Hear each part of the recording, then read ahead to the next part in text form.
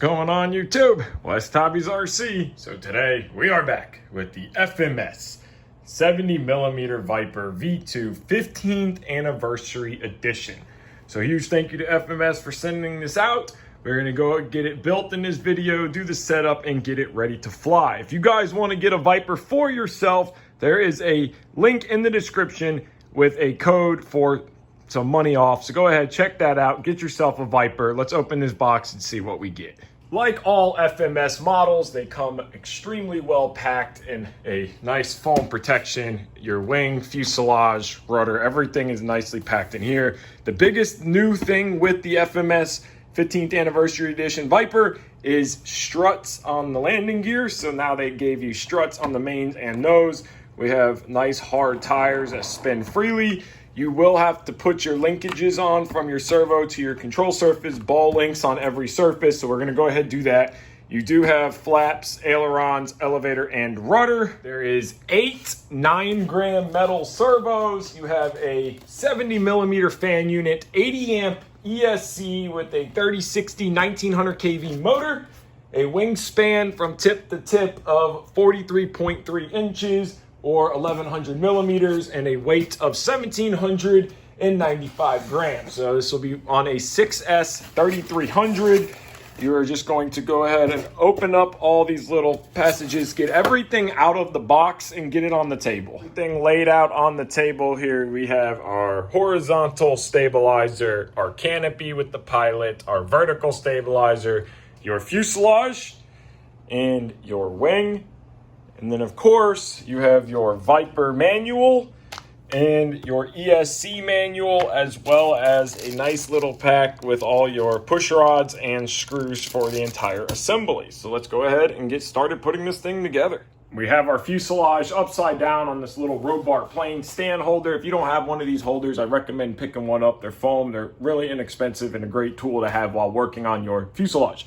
You can see your 80 amp ESC down in here, and your fan unit is right here and has a really nice access cover with 2mm screws so you can pull it apart. So now you're gonna take your wing, and there's a zip tie here. So just get yourself a pair of cutters and carefully cut the zip tie, and don't cut any wires because we don't want the zip tie, but we need all the wires. So now we're gonna pull all these wires out and get them ready. They are all labeled. So you have your flap wire, your gear, and your aileron extension. So now this one lead here will plug into the nose gear. So just get all your wires ready, get them pulled out, and we are going to flip the wing over here, and I'm going to rest it and move the fuselage to where this wing sits here just like this. And we are going to feed all of these wires through here, this little hole right there in the fuselage. Just going to pull them through and get them into the cockpit area, and we will pull them through later when we are doing the receiver installation. So go ahead, push all these through. Once you are happy with all your wires pushed through, try to get them as nice and tight as you want them, because you want to be careful that you don't get anything pinched. It just make assembly a lot easier if they're not. Then just take your wing and carefully fold it over and drop it down into place here. Very carefully work it into place. So once your wing is worked into place, it'll sit right down. You can always come in from the underside and pull those wires to make sure that they are coming out like they should, and then finish pushing the wing down. So our wing fits down nicely now. Nothing is holding it up. Look at your corners, your leading edge, your trailing edge of the wing. Make sure it's not pushed up out of place. You're gonna have 4 screws in the front and 2 screws in the back. FMS made it very nice, and all the screws that are included are the same exact size, so no guessing. So it's gonna be a 2mm driver, and you're gonna drop a screw into every one of these holes here. 6 total screws for the wing. Once you have all your screws dropped into place, I like this DeWalt gyroscopic driver on a low chuck setting, 2mm bit, and then I'm just gonna go through and get them all started. Now that I got them all done with that DeWalt gyroscopic driver, come back with my 2mm driver by hand and tighten them all the way up. Now remember not to go overboard and crazy where you start crushing this wing, because it is foam. There is plastic inserts, but they are still a foam wing. So now our wing is installed, and we are ready to move on to the vertical and horizontal stabilizer. Do not put your linkages on yet. We're gonna do that after our radio is set up. So now we got the airplane flipped back over so we can see the top side, and we're gonna get the vertical and horizontal stabilizer put into place. So we have 3 wires coming out the back. You see elevator, elevator, and rudder. It does not matter which one of the elevators you plug into, and the rudder we will plug in a second, so we're just gonna leave that out of the way. You have very nice plastic inserts here for your surfaces to bolt down to. FMS did a really nice job on the paint quality of this airplane. I'm very impressed. Grab your horizontal stabilizer, and we know that our elevators are not hooked up to the servo. Move them back and forth. Just give them a quick back and forth, and that will free them up so it's easier on your servos. We are gonna wait till we power up the airplane before we get our push rods done. So grab your wires and simply get this tape off here. We no longer need that. So now we're going to grab our elevator. I do like that FMS now includes these push lock connectors. That's very nice, so you don't have to worry about tape or heat shrink or anything like that, so they don't pull apart. These guys just plug in, brown to brown, red to red, yellow to yellow, and then make sure they're locked. That's not going anywhere. Grab your next elevator. Make sure that it is elevator to elevator, not elevator to rudder. Make sure they are the correct way, brown to brown, red to red, yellow to yellow. Get them pushed in, double check, lock them into place. So now our wires are good to go. And what I like to do is I like to just fold these wires up and get them tucked farther up so I'm not crushing them with the elevator itself. And then we're just gonna drop this into place and it will fit down very nicely. Just go ahead, give it a little push. Come back, 2 screws on each side in the back. Drop your screws down and screw them into place. And then of course, finish it by hand just to make sure you got the correct tightness, but don't go overboard because you will crush this foam here. Now we're gonna come back with our vertical, and the paint quality is very nice. Again, same thing, move it back and forth to free it up. So this looks like a sticker here and the rest of it is paint, but they did a very good job. The foam airplanes have come such a long way. So now we're gonna take our rudder and we are going to do the exact same. Plug it in, make sure everything is the correct direction, yellow to yellow, red to red, brown to brown. Lock it into place, make sure our push locks have fit. And we're just gonna fold this wire nice and neatly as much as we can, try to tuck it into here. We're gonna slide our vertical down. You're gonna have 2 screws, 1 on each side, and then 1 in the front of the vertical. That all fits down in there very nicely. A little bit of push. Drop your first front screw, and then 1 on each side in the back. And then now with this one, I'm going to be very gentle and I'm gonna work all 3 screws together. I'm gonna start in the front, come back, and then do the other side, and then tighten them fully down. Of course, come back by hand and snug them up. Now the overall build and assembly of this model is completed. So now we just need to get our receiver plugged in and get the setting up our linkages. We're going to get the receiver mounted now before we finish the control horns and the linkages. So now for the receiver, just like on the Hawk, I used a piece of 1/8 inch plywood, wrapped it in some smoke gray vinyl, and I cut it on an angle so it can slide into the angles we have here. So that'll slide in the middle down here. And then we can glue this into place, so that'll slide in there very nicely, give us a nice clean receiver tray. Now for your wiring, it is very simple. Gear goes to gear, elevator to elevator, rudder to rudder, everything is labeled. Just plug it all in. The line with the yellow is your throttle. I'm not sure what the yellow is for, I'll have to figure that out, but everything just plugs right in, real nice and simple. Go ahead, clean everything up, and we'll get our receiver mounted. Got the receiver final mounted, got my antenna placement. One's going straight back through this little clear tube. Use some E6000 to glue it into place.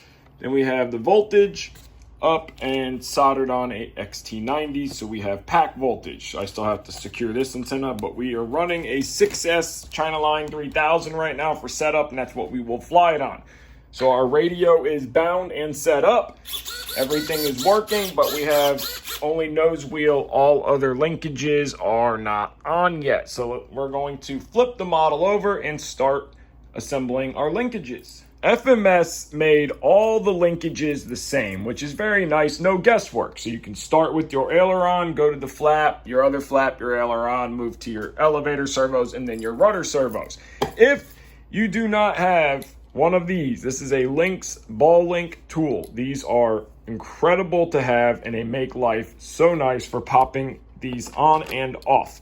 So what you're going to do is just put your linkage in. I'm going to go off of the top hole. Remember, going down on the servo will give you less throw. Going up on the servo will give you more throw. And the same with the control horn. If you move this hole down one, you're going to get more throw. If you move it up one, you're going to get less throw. But what I am going to do for mechanical leverage is just top hole to top hole, try to get our linkages straight. Now we know our servo is 90 degrees. And if we go to pop this on, our aileron is going to be up. So we are going to just screw this in a turn and try again. And we want to adjust until the linkage in the control surface is level. That is level. So now we're going to pop that on, and then we're going to do the same going down for the flap, aileron. On the flaps, it is very important to set your radio so that your servo is all the way back pretty much on your flap system. So that way when you flip the switch, flaps up, take out flaps, landing flaps up. So now this is where we will adjust our linkage. You're going to do the same thing, top hole on the servo horn, and go ahead and get it secured to the control surface. On this flap servo, I have to remove the screw, which FMS gave you a nice little channel, and I need to pop the servo horn and move it back one tooth so it is even with this servo horn, because if you try to adjust it in the linkage, number one, you won't have enough threads. Number two, if you do get enough threads, your flap deflection is going to be off from each other. So just mechanically make your adjustment at the horn.